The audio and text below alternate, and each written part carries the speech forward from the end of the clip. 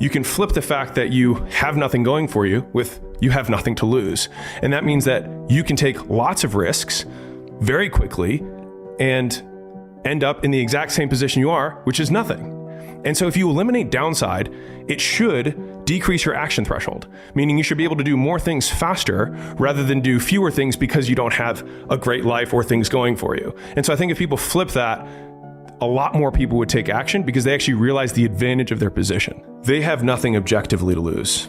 And so everything that they feel like they have to lose is purely made up in their mind. It's stories they tell themselves about what other people are going to think about them. Because people say it's society, it's other people. It's like, it's usually one or two voices. And if you can get really specific on whose voice it is, then you can name it. And then I think I'm a big believer in shame only exists in the shadows, which is once you put it in the light, you look at it and you're like, my mom? That was really it? When I really think about it, it's because it's not even just my mom, it's my mom in this circumstance. When I come back home for Thanksgiving, I just am so afraid of the comment that she's gonna make. It's well, what if we confront that? Okay, your mom, you sit down at Thanksgiving dinner and you haven't made money yet and you quit your job. Now what?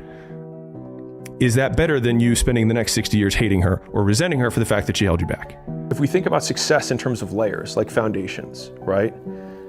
The base level, when you're digging the building where you put the hole and you pour the concrete in, the base of the entire thing is who is in power? Who is source?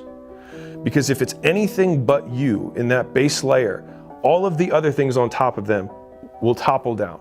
It's a foundation of sand otherwise. You can't build on top of blaming other people.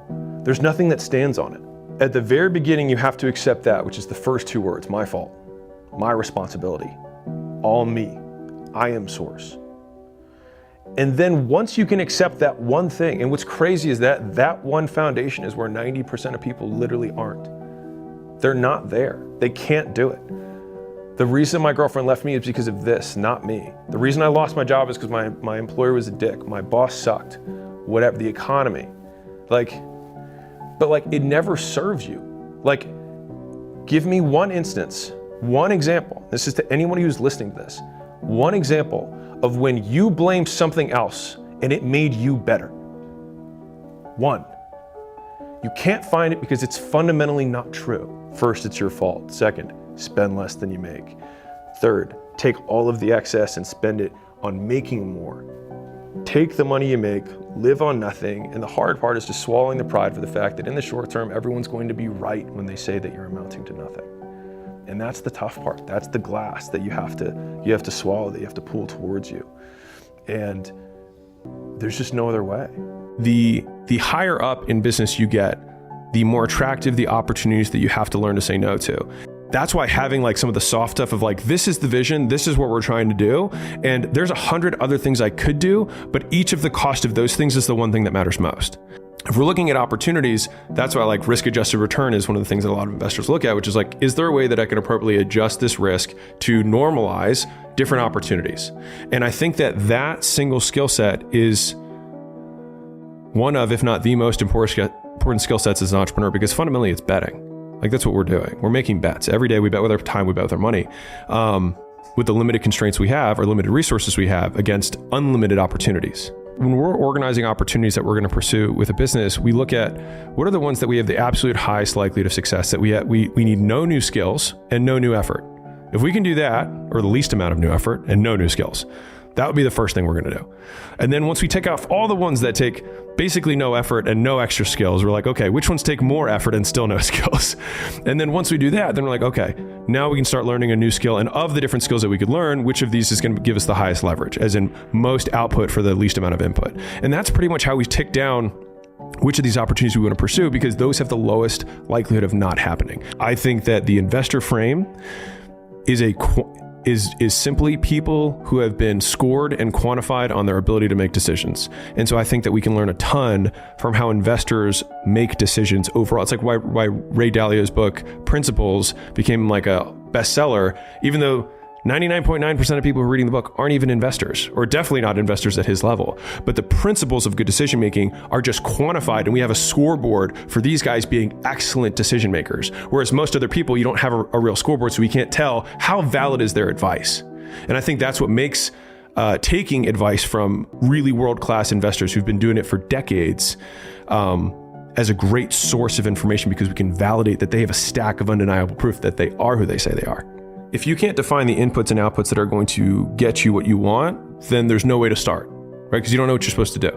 So you have to define it down to like the most basic first actions. It's like, if I want to start creating content, then it means I have to post something. If it means I have to start doing I always think in terms of business because that's what I'm in, but like I'm either doing a cold reach out, I'm doing a cold call, cold email, cold DM, whatever that is. I have to make a piece of content. I have to post it. I have to make a podcast. I have to make a YouTube video. I have to make a short, whatever that is, make a blog post. Now, once you know what that input output is, the next one is, why aren't you doing it?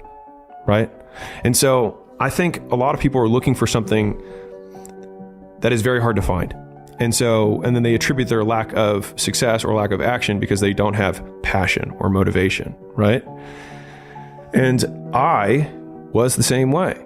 And then I got my job, so out of college, and I would read all the self-help books. I read like every night, that's all I did. I just read all these self-help books, and I found one of them that said, there are people who are wantrepreneurs and entrepreneurs. And I remember hearing that word wantrepreneur, but what if they're right?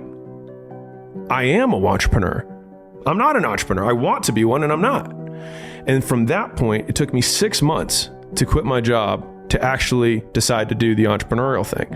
And there are many things that contributed to me being able to leave. And I think a lot of it's not like people are looking for one thing. It might be a big bag of whys, a lot of them, right? That add up together to be above your action threshold. And I think in the early days, people are looking for the big carrot. They want the big vision. They want the big passion, but they don't have it. But I'll give you the first rule of entrepreneurship that I've learned, which is use what you have. And a lot more people have pain. A lot more people have anger. A lot more people have shame. And if you can use that as your gas in the beginning, you'll eventually get to a point where you can get out of that loop and then find something that you are really passionate about. But if you can't tie your shoes, you can't lift the weight, you can't send the DM, then you have to start with whatever you have. And so for me, it was hatred of my current existence.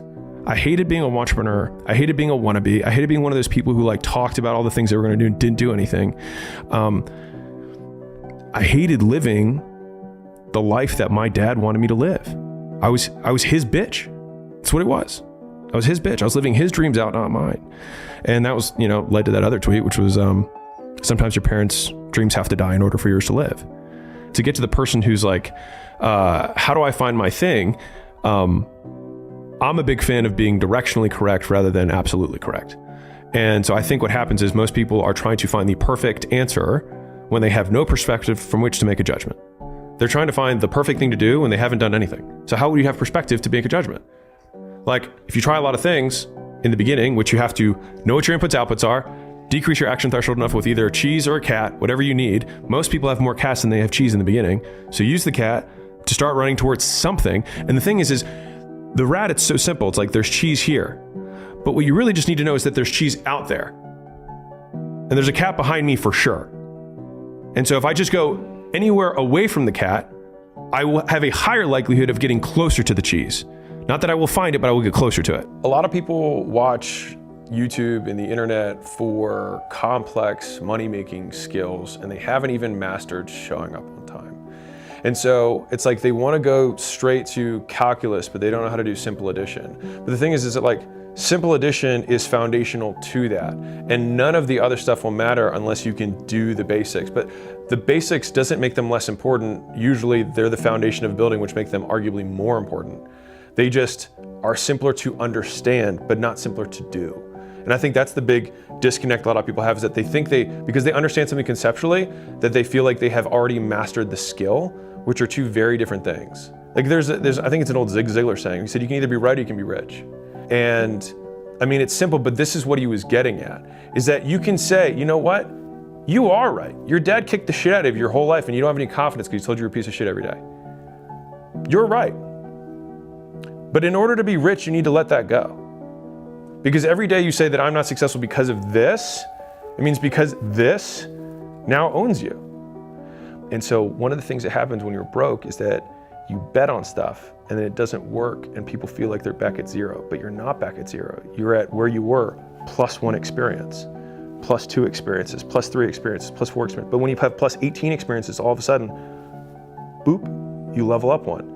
You get experience points. There's a reason in video games call them experience points. So you didn't trade it for nothing, you got an experience point. And then with enough experience points, you get to the next level. So the wealthiest people I know only think about skills. They think about what can I learn and then what can this skill get me? And so they will always take any money they can to buy more skills. And in the beginning, you have to buy all the skills yourself. Once you have enough skills that you can generate an excess of income, you can start buying other people's lives. And what I mean by that is like everything comes down to buying time. And so at some point, you're 10 years into your career and you have a handful of skills, but you can buy someone else's 10 years of skills by just paying them to do something too. So you don't have to learn all those things. And so you do need to get good at stuff, and then eventually you generalize to being good at people. And that's pretty much always the path for everyone. A lot of people who want to make money don't understand how money is made. And so it's made by getting it from someone else, and they have to give it to you voluntarily or it's theft. And so assuming you don't want to steal, then you have to give something to someone else first. And then by doing that, they give you money in exchange, which is why I love capitalism. It's a voluntary exchange between two parties. And both parties say thank you at the end because both parties think they're better off from the trade. And so the idea is what you want to be able to do is find something valuable to trade. You can sell stuff at a margin, and a part of that margin is going to be the convenience that you deliver them. And either you're selling stuff that someone else manufactures or you create your own stuff. Now, if you're starting out, you're probably going to sell someone else's stuff. And I do think, and I mean, I'm saying this right now, I do love the concept that the first thing you sell is not the last thing you're going to sell. And so learning to sell in and of itself, the best way to learn to sell is sell something. And that's why referral programs, ambassador programs, affiliate programs for different types of businesses, almost every business I've ever owned has an affiliate program. It's great to enroll in those. I'm not even going to say any of the names of the companies that we have because I want you, like, it's not about that. I want you to, if you can just, because then you only have to figure out one skill. Like if I just sell someone, if I just promote, I get paid. Cool, and I can just do it over and over again. Now over time, you're like, man, I want to make more of the nut. Cool, then you eat up more of the responsibility. So you can either sell stuff or you can sell skills. You can sell outcomes. Learn something, get good at it, have evidence that you are good at the thing, and then people ask you for help on that thing. Like level 1 is that you have to understand that it's my fault. Level 2 is that you have to use what you have, not what you wish you had, to get to where you want to go. And where you want to go isn't 100 steps forward, it's just the next step. And I think Tony Robbins says this. He says, change happens when the pain of staying the same, when the pain of change is less than the pain of staying the same. And so if you're comfortable in staying the same, the point is to make yourself more in pain to get yourself to move. And so whatever you have to do to get yourself there. And for me, the idea that a girl that I would want to be with would be like, I just don't think he's ambitious enough. I don't think he's successful enough. Like that, those ideas killed me. And so I never wanted to be denied entry to somewhere because I didn't have these things. Now, do I believe that people should be denied entry? No, but I also realize that's the way the world is. And so I think you can balance both beliefs. Like I'd love things to be different, but I accept the fact that they're not. If everyone around you has a life you don't want, then don't listen to any of their advice. Like, and hopefully you're listening to this and you're watching, if there's some element of my life or whatever that you find awesome, cool, then maybe some element of what I can share is helpful for you. But you have to put blinders on because there is a period of time where and I mean, I've said this, but you're not going to be successful enough for the next tier of friends, but you're too different from the friends that you used to have. And so that middle path is very lonely. But the good thing about loneliness is you've got time. And right now, time's what you need because you got to learn stuff. You got to get the skills so you can start trading that for more and more money. And then you can take the money and trade that for more money. But in the beginning, you just have time and that's what you have to spend. And so if you are broke or you are poor and wish to no longer be broke and poor,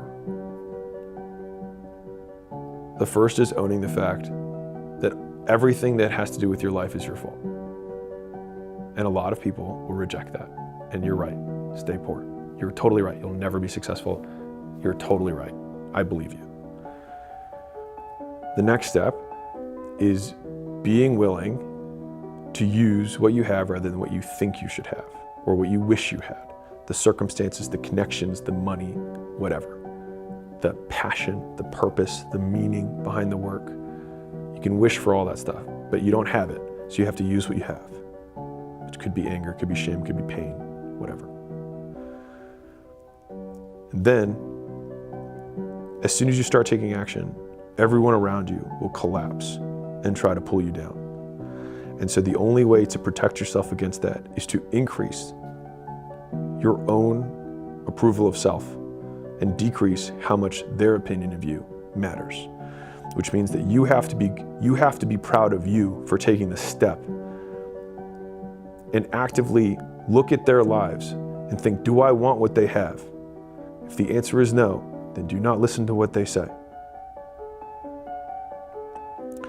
And then when you do that, you keep walking, you keep taking steps, no matter how painful it is, and you never stop. And if you do that, you will get there.